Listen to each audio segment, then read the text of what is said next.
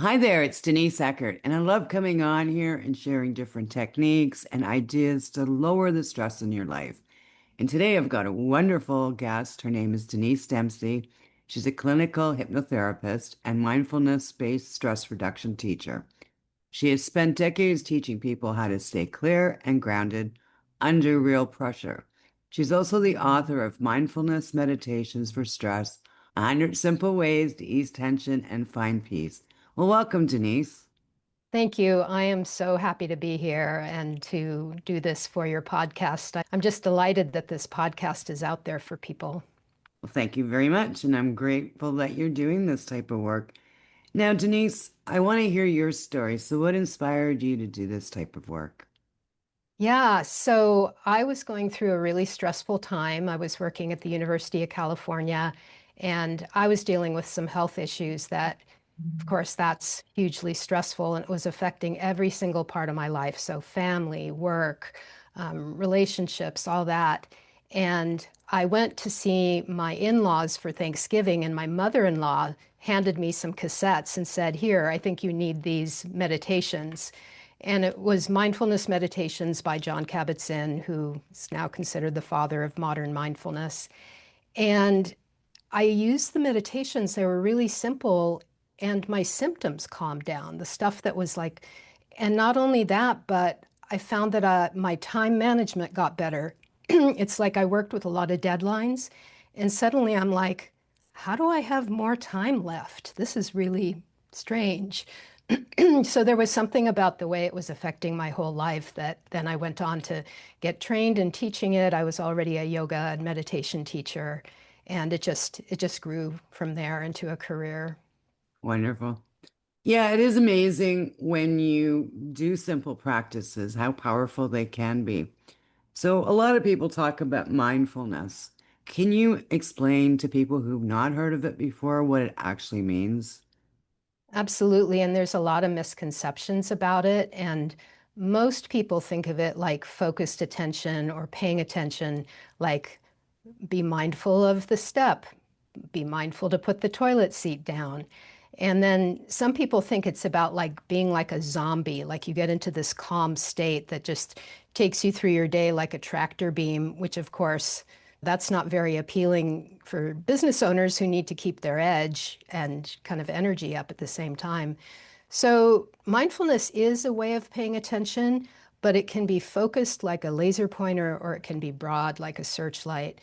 And a key aspect of it is that mindfulness includes the body, which means that we're not just stuck in our head with our thoughts, but we have this whole resource of our physical being where we could read our energy and our impulses and our needs and our goals and priorities. So it just really expands this way of being that is just a tremendous resource. It's almost like a superpower when you learn how to work with it. Now, what practices do you associate with doing mindful practices? Yeah. So there's typically people know about mindfulness meditation where you might sit and be present with your breath, be present with your thoughts, with body sensations coming and going. But I find that the real application is daily life. Like it's like a way of being. It's about how do I respond in this moment to this difficult conversation or taking care of myself at the end of a long day when I'm too tired to do all the good things I know that I should be doing. What is real life mindfulness? And that's the thing that's kept me interested in working with it my entire career. And I find you're an entrepreneur, I'm an entrepreneur. And since I've been helping people lower their stress, I always find the first thing out of someone's mouth is that I don't have the time. And Absolutely. it's like, oh my, and you're stressed out to beyond stress, and but you don't have the time to take care of yourself. What do you Right. say to people who, because you must have heard it as well. Oh, and I totally get it too. I mean, I find myself in that place too, where it could almost feel like I don't have time to take a deep breath. Those kind of days where it's maybe a half a breath, but there can be a lot in just even a mindful pause. And I know that's hard sometimes too, but we can just pause, reconnect. I think of it as sort of like recalibrating, like how's my energy right now? What are my choices that I'm making? And right in that moment, it's like it expands the number of options I have. And I think in some ways, time stretches out a little bit when I'm present and aware. And it just starts with a tiny pause because in that moment, it's our whole nervous system regulates itself to like whatever it is that I'm meeting. So I think that's actually where there's a tremendous amount of value. Yeah, absolutely. Now, I've had people ask me if I take a break or if I do this, how do I get back into the groove? Like, how do I still keep my edge? What's your aspect on that? Yeah, those times when we get so relaxed, it's almost hard to generate that energy. Yeah, and I relate to this is especially when we're under pressure, we actually benefit from a certain amount of adrenaline to be able to pump ourselves up. That's why we drink coffee or have sugar or those kinds of things. So for me, and I keep reflecting back on how I work with it, this might be where it's about choosing the right amount of time to, in the middle, like if I need to keep my energy going, it might just be about taking a few breaths where it's almost more about energizing and clearing than it is about getting into that state where, especially if I really need the rest, I'll probably get more into that sleepy, zoned out feeling. That probably is a sign that I need more rest, but it's not practical or it's not even what will serve me in that moment. Yeah.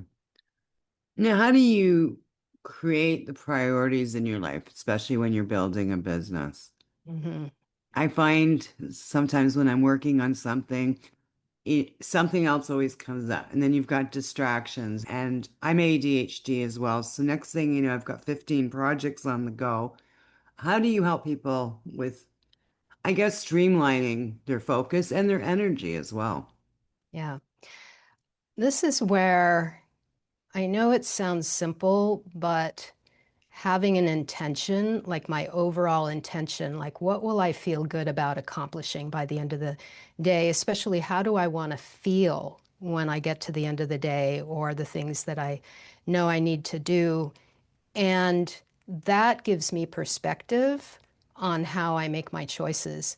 But having a certain, almost like, well, my thing right now is having an accountability practice that I do with a buddy, where those are my benchmarks for what I'm going to do. And I try to keep it to no more than 3 a day so that there's just something concrete for me to kind of organize around. Does that answer I the love that question? Okay. because I haven't been doing that very long, and I have been doing it. And it's funny, especially with ADHD, I'll be working on, just say I'm working on social media or something. And next thing you know, something else comes up, or my count is wrong, or this is going on, or something distracts me. And I have my intention and I have my list where I take the distractions and I move them over to the list to deal with later. Because it is so easy, especially if we're a one person business, that we get distracted so easily and then we get stressed out and then we get nothing done. Yeah. It's almost like having too many tabs open, and then there's a song that comes on, and you can't figure out where it's coming from, and you're closing your tabs frantically. So, upon researching your website, I fell in love with one of your meditations and I just found it very, very powerful. Would you be so kind to share a meditation with us today? Absolutely. Shall we do that right now? Absolutely. Denise will be sharing a meditation with us. And just to let you know, it's about 10 minutes long. But if you're driving or doing something where this cannot happen, please come back to this episode later and to enjoy it. Okay. So, listeners, go ahead and just let yourself, wherever you are, just pause, ideally to be sitting or lying down. But you could do this at your desk. And just take a moment to transition. Just even acknowledging how you felt when you woke up this morning and have that list of things to do, and things may or may not have happened or gone according to plan. But all of those moments have brought you to right now, which we call the present moment. And go ahead and take a deep breath. And as you drop in, just checking in with your body without judgment, and perhaps noticing your energy level. Maybe there's a sense of kind of how your health is doing right now. Just recognizing that, acknowledging it since it's already happening. Even if there's stress showing up in some way with symptoms of some sort, no need to change anything at all. Almost like this kind of inner listening.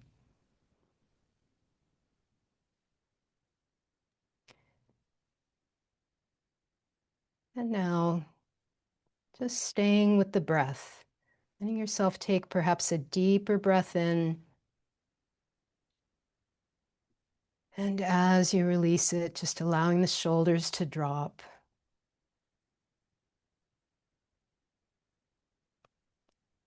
And even though we tend to think of the breath as being air moving in and out of the body, in and out of the nose or mouth, just go ahead and expand your sense of what the breath is.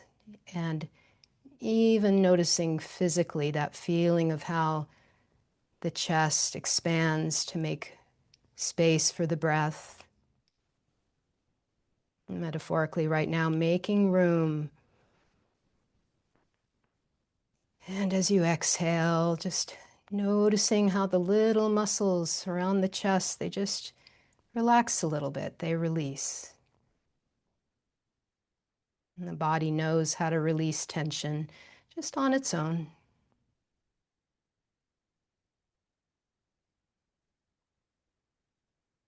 And now noticing even how the skin stretches as you breathe. And this is the three-dimensionality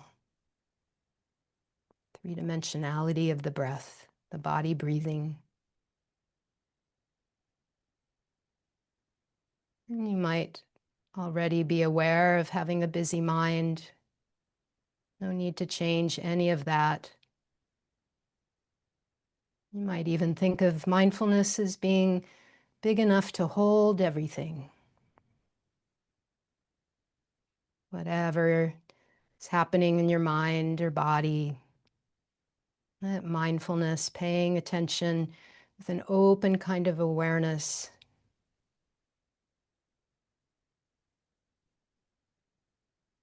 So there's no need to adjust or change. This is just about presence, being here with yourself.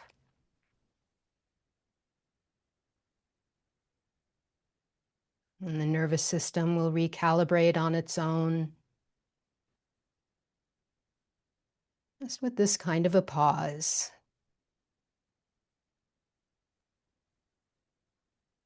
You might not even feel it happening right now, but this is where there might be some changes in heart rate, sense of warmth or coolness in the body, maybe the hands. Sometimes we might even notice the muscles of our face start to relax and release tension and strain. And take another deep breath in, just letting yourself be.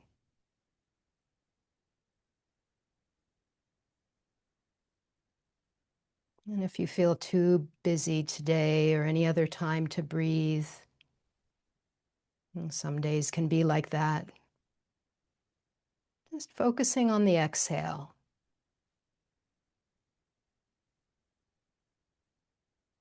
Don't even worry about the inhale, it'll take care of itself.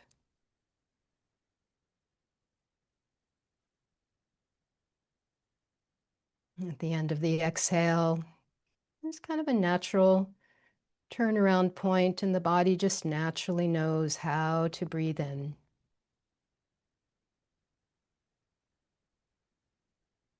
And this inner support is here for you every moment of your day and night. It's been your companion since your first moments of life. It will be your companion throughout all your days. And as long as you're breathing, there's more right with you than there is wrong.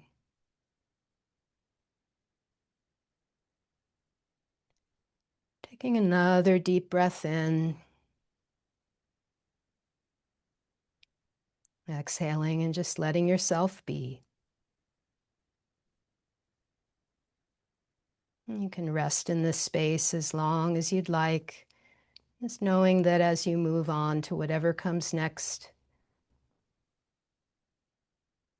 that this doesn't have to end here. This kind of awareness can accompany you throughout all your moments. It's always here for you. And with that, for now, I'll close.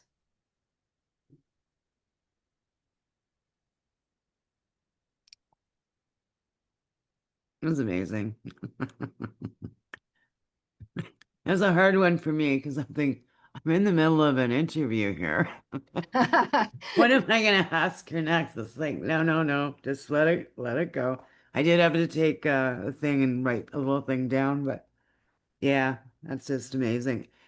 So what do you recommend? Is there a time? Is it 5 minutes, 10 minutes, 20 minutes? What's the most powerful way to use this?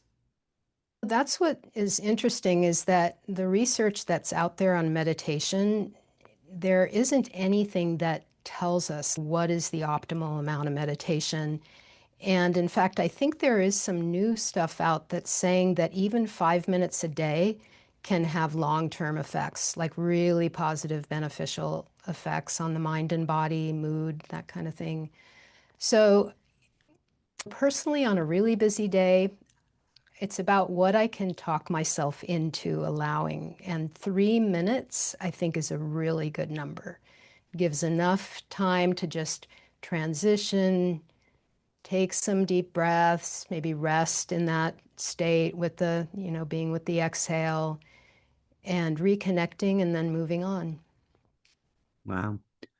So now with your book, Mindfulness Meditations for Stress, 100 Simple Practices to Ease Tension and Find Peace, do you provide the scripts or can you talk a little bit about your book? Yeah, so it's meant to be useful. And what the meditations are is I've taken all these categories that tend to come up for us, not just traditional meditation type things like mindfulness of the body or meditation on the breath, but how to be mindful, say, when we're going through a divorce, or being mindful when we're procrastinating. And so there'll be just a very short description to set up the practice, and then just a little list of here's some steps you might think about following. But it's just a basic structure. And I think that for me, it's about going, well, mindfulness sure couldn't help me with this kind of situation. I'm just going to wait until some better moment comes along to meditate. But when I read that, it gives me perspective. Oh, there is actually a way of being with myself through this, whether it's grief or some of the really big stresses that come around that it's sometimes it is hard to figure out how can mindfulness help me with this? That's for those days when I'm peaceful and calm. It's like, no, it's actually meant for the big challenging things in life too. Wow, that sounds so powerful. Now, what are the misconceptions of practicing mindfulness that you'd like to clear up today? Yeah, so the big one is that it's really more a way of being than it is about a certain state that we're supposed to maintain. The other one is that mindfulness means that our mind is clear of thoughts. That's like when people say, I can't meditate or I can't be mindful. It's because of the busy mind. I just think of that as like, this is the mind's job to produce thoughts. I mean, even when I've been on long meditation retreats, it'd be like, nope, there's a thought saying, wow, I'm so peaceful right now. That's still a thought. So to let go of any expectations that thinking is going to stop. And it's just about kind of reclaiming kind of our moments. To me, that's really big. How can I reclaim my time, even in the most simple of ways? And then there's the stuff around how to practice with difficult physical experiences like chronic pain, but it can be helpful to have a teacher or a guide or to use some downloadable meditations. I would say that that busy mind is probably one of the biggest challenges that keeps people from meditating because number one, it's keeping us in motion. It keeps our momentum going, that mind, that reactivity. But it also can get in the way. I think that's where even burnout starts to happen, is that when we're so caught in that busyness that we lose ourselves. This is about how can we be present with a busy mind. There's a book called Full Catastrophe Living about mindfulness practice. And it really is about how can we be with the full catastrophe, including challenges that come up like physical pain or a chaotic mind or because that really is just real life, part of being human. And even though I've been practicing for decades, I have challenges too. I don't think anybody ever arrives at the perfect meditator in any way, shape, or form. You have a meditation on your website, and I had a little bit of, I had a little bit of a chaotic last 12 hours here. I was just going to your website for something. I'm like, yeah, you know what? I'm going to take this time. It was, I think, 11 minutes. And I love what you said was when you have those thoughts, not now. That was just like, not now. Let yourself relax. Let yourself just, not now. Yep, yep. Like, and And those thoughts, I swear to God, were like ding, ding, ding, ding. It's like, okay, not now. Just give me, I need 10 minutes, 11 minutes to myself, not now. yep. And I just found that really, really powerful. Yeah, and that came to me when I was on a long meditation retreat where we were doing this practice of what we call walking meditation and trying to stay focused. I mean, having more to pay attention to is actually helpful to in a meditation. So I was paying attention to my breath and the feeling of my feet walking, and I was going to try to do like 10 mindful steps. I would get to like the second step, and my mind would already be flying off to something else. It was like, it was almost funny at a certain point.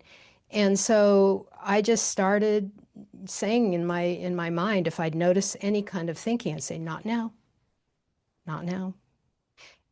And that was almost like a mantra or something in the practice is like, not now, Yeah, no not now. me, not now. And it's funny because even though that was like a whole meditation period of doing that, later in the day, I was just eating lunch and I had this feeling of peace come over me that had to do with that practice. And it just really stunned me. So I think that's okay, I think this is my absolute favorite thing about mindfulness meditation practice is that when we notice our thoughts like that, there actually is something happening where it's like reorganizing our internal hard drive or operating system, that it just sort of recalibrates on its own. So things are just anything that's extra is eliminated. And the brain does this on its own. We don't have to do that consciously. It just happens. It's physiological. It's like sorting through clutter. Oh, that one goes in the trash. That one goes to donate. That one needs to be put away. And our mind is already doing this all the time in the background. So, in having a practice like this, we're supporting that to happen. And we're also not ever going to feel successful at doing it, like entirely, like, nope, my mind's still as busy as ever. Well, paying attention later, that's when I usually feel the benefit. Yeah. And I was thinking of is like, remember when we used to have to defrag our computer hard Yes. drives? That's what it Yep. reminds me of. Ding, ding, ding, ding. I was like, Yep. That's actually the way I think of it, but I guess we don't really defrag no, anymore, we so don't. most people don't even know what that means. Okay, wonderful, Denise. I understand you have a wonderful newsletter that goes out to people to give them information, and I will be putting that link wherever you're watching or listening to this. So we're going to be wrapping this up. What are your final words of wisdom to the audience today, Denise? Yeah, well, thank you. And also, if they sign up for my newsletter, they will get a link to a couple of my very favorite short meditations. So that's Nice. also a little special gift there. Thank you. Um, Words of wisdom. I would say be gentle with yourself because the other kind of wing of mindfulness is self-compassion. And I find that in the most stressful of circumstances, like those times when maybe I'm being really hard on myself about something, remembering self-compassion, it's like that self-compassion can be healing. And if nothing else, just being able to kind of tap into that for a moment can make all the difference. And mindfulness, we're doing in service to our well being. So that's what mindfulness is all about. It's about making choices that ultimately support what matters most to us, whether it's our values or priorities or our mission with our business or a sense of the calling that we have. It's really putting us in the driver's seat for being able to kind of live our purpose. I love that. Thank you so much. Well, You're thank you. welcome. Thank you for such amazing information and sharing a wonderful meditation practice today.